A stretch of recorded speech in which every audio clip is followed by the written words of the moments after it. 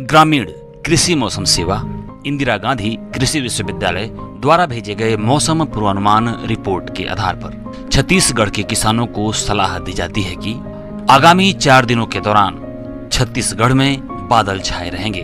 कोरबा और इससे लगे जिलों में मध्यम बारिश की संभावना है और छत्तीसगढ़ के अन्य क्षेत्रों में हल्की वर्षा की संभावना है।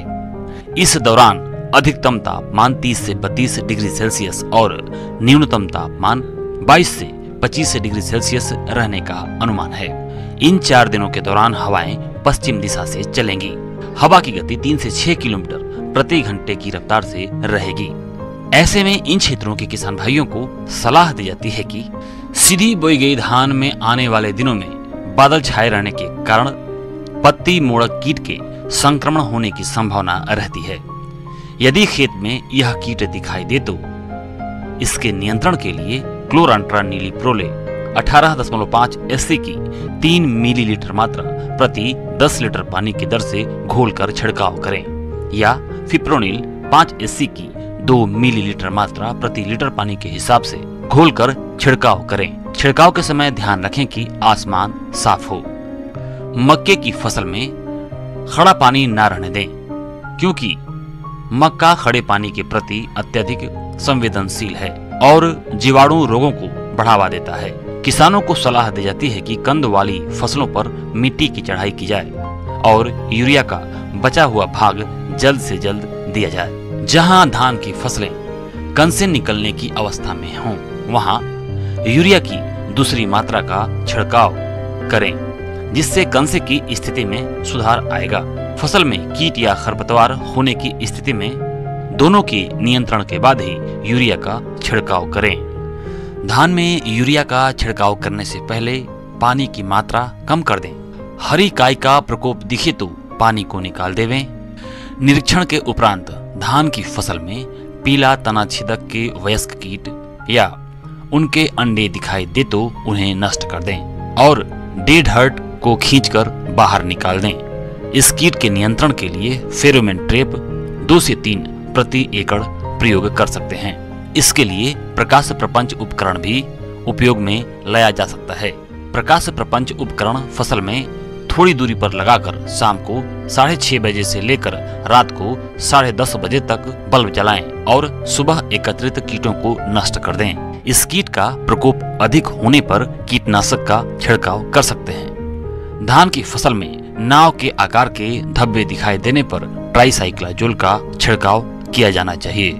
किसान भाइयों को सलाह दी जाती है कि खेत में अधिक पानी भर जाने पर पानी खाली करें और कम पानी होने पर मेड़ को बांधकर वर्षा जल का संचयन करें। खुर्रा या कतार बोनी की गई धान की फसल की उम्र 18 से 20 दिन की हो जाने पर निंदा नियंत्रण के लिए बिस्पायरिक सोडियम सक्रिय तत्व 10% की 250 मिलीलीटर मात्रा प्रति हेक्टेयर की दर से या फिनक्साप्रॉप पी इथाइल सक्रिय तत्व 9.3% की 625 मिलीलीटर मात्रा प्रति हेक्टेयर की दर से छिड़काव करें। कद्दू वर्गीय सब्जियों को अच्छे से सहारा प्रदान करें। गोभी वर्गीय सब्जियों का धरहा तैयार करें। शिमला मिर्च की नर्सरी तैयार करें। खरीफ प्याज की खेत में रोपाई करें। अदरक और हल्दी की फसलों में हल्की मिट्टी चढ़ाकर दूसरी बार पलवार करें। जो किसान भाई अभी तक पपीते की रोपाई नहीं कर पाए हैं वे अभी भी कर सकते हैं। सब्जियों के धरहा को ऊंचे स्थान पर 15 सेंटीमीटर ऊंची क्यारियों में लगाएं और वायरस रोग से बचाने के लिए सफेद एग्रोनेट यानी मच्छरदानी के अंदर लगाएं। धरहा को पौध गलन रोग से बचाने के लिए बीजों को उपचारित करने के बाद ही बुआई करें। किसानों को पशु विशेषज्ञों की सलाह के अनुसार ब्लैक क्वार्टर, एंथ्रेक्स व अन्य बीमारियों के खिलाफ अपने पशुओं का टीकाकरण कराने की सलाह दी जाती है। यदि दुधारू पशुओं के आयन में खरोंच व चोट लगा हो तो हिमैक्स लोशन लगाएं। पोल्ट्री किसानों को सलाह दी जाती है कि रानीखेत बीमारी से बचाव के लिए पोल्ट्री बर्ड को टीका लगवाएं। पशु बाड़े के आसपास उगी झाड़ियों, गाजर घास को उखाड़कर फेंक दें एवं जहां पानी इकट्ठा होता हो वहां के गड्ढों को भर दें ताकि मच्छर न पनपने पाएं। आइए जानते हैं अन्नदाता निःशुल्क फोन के माध्यम से पूछे गए समस्याओं का समाधान। अन्नदाता निशुल्क फोन संपर्क सेवा के माध्यम से पूछे गए प्रश्नों में से आज हमने जिस प्रश्न को कार्यक्रम में शामिल किया है उसे पूछा है ग्राम जावरौली जिला इटारसी के कृषक भगरी प्रसाद ने। ये गुलदाउदी की खेती के बारे में संपूर्ण जानकारी चाहते हैं। तो भगरी प्रसाद जी, आपकी जानकारी के लिए प्रस्तुत है कार्यक्रम का ये अंश। गुलदाउदी की खेती विशेष प्रकार के फूलों के लिए की जाती है। यह एक बहुवर्षीय शाकीय पौधा होता है जो एस्टेरेसी कुल का सदस्य है। इसकी खेती की खास बात यह है कि इसे खुले खेत और कृत्रिम वातावरण पॉली हाउस के अंदर भी आसानी से उगा सकते हैं। यह एक आकर्षक और लोकप्रिय फूल है जिसे शरद ऋतु की रानी भी कहते हैं। वही गुलदाउदी को ग्लोरी ऑफ ईस्ट का मम नाम से भी जानते हैं। इसमें निकलने वाले फूल गुलाबी, क्रीम, सफेद, पीला, लाल व हल्के हरे होते हैं। गुलदाउदी के फूलों को कट फ्लावर और लूज फ्लावर अलंकृत बगीचों, क्यारियों और गमलों की सजावट के लिए इस्तेमाल करते हैं। बाजारों में स्टैंडर्ड टाइप के पुष्पों की मांग स्प्रे टाइप गुलदाउदी की तुलना में अधिक होती है। किसान भाई गुलदाउदी की खेती व्यापारिक तौर पर अधिक करते हैं और अच्छा लाभ भी कमाते हैं। जलवायु: गुलदाउदी का पौधा शरद ऋतु वाला होता है। इसके पौधे 8 से 16 डिग्री तापमान पर अच्छे से विकास कर लेते हैं। अधिक या कम तापमान पौधे विकास के लिए अच्छा नहीं होता है।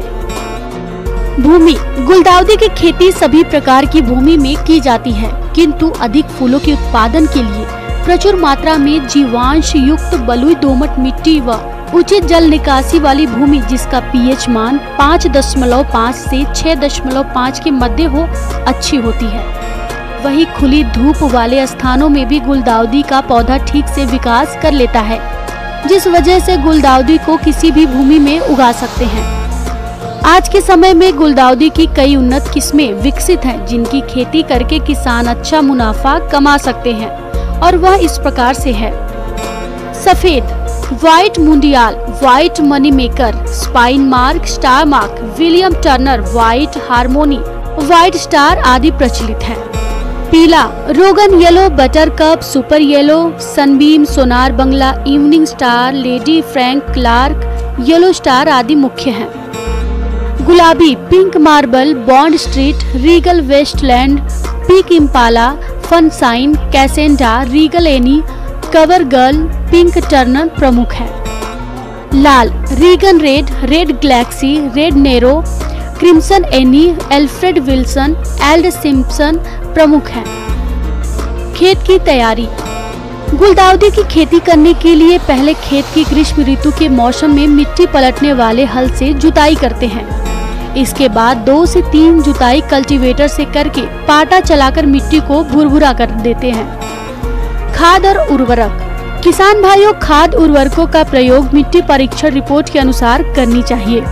सामान्य तौर पर गुलदाउदी की खेती करने के लिए 1 माह पूर्व गोबर की सड़ी खाद 20 टन और नीम की खली 4 क्विंटल प्रति हेक्टेयर की दर से डालकर खेत में अच्छी तरह मिला देते हैं। इसके बाद पौध रोपाई से पूर्व urea 100 kilo, single super phosphate 500 kilogram, muriate of potash 100 kilogram प्रति हेक्टेयर की आवश्यकता होती है, जिससे फसल की बढ़वार अच्छी होती है और फूलों का उत्पादन अधिक मिलता है। पौधरोपण: किसान भाइयों, गुलदाउदी के पौधों की रुपाई से पूर्व तैयार खेत में क्यारियां बना लेते हैं। इसके बाद टहनियों या तैयार पौधों की रुपाई करते हैं। इन पौधों की रुपाई कतारों में की जाती है। पंक्तियों से पंक्तियों की दूरी 30 सेंटीमीटर और पौध से पौध की दूरी 30 सेंटीमीटर रखते हुए रुपाई करते हैं। इसके लिए जून से जुलाई का महीना उपयुक्त माना जाता है।